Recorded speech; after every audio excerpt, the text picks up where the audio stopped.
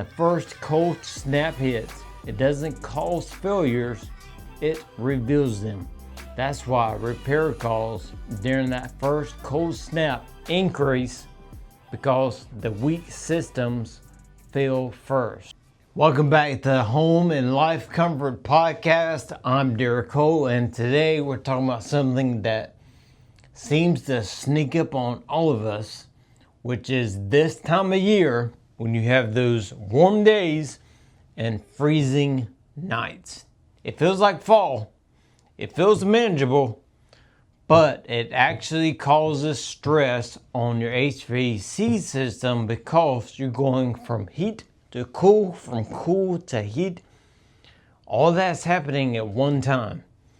You wake up, there's frost on the windshield, you probably got a coat on, and then by lunch, you're in short sleeves. You'll probably turn the AC on in the car. It's very confusing. That swing just doesn't confuse you. It also confuses your HVAC system.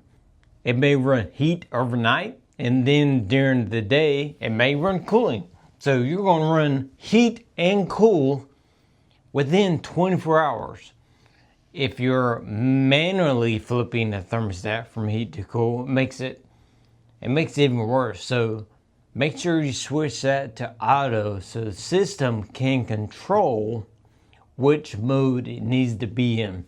It needs to be in the cool mode or the heat mode. Stop going to the thermostat and changing it yourself. People think when summer ends, AC is over. It just ran for months in the heat and the humidity and pollen, and it's been under great strain. Air filters are dirty.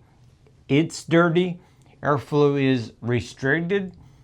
They need to be cleaned because it's been running a marathon all summer, and now you're asking it to run another marathon when the cold snap hits. The first cold snap, when it hits, doesn't cause failure, it reveals them. I'll say that again. When the first cold snap hits, it doesn't cause failures, it reveals them. That's why repair calls during that first cold snap increase, because the weak systems fail first. So, what do I recommend? Switch to auto. Stop manually going from heat to cool, from cool to heat.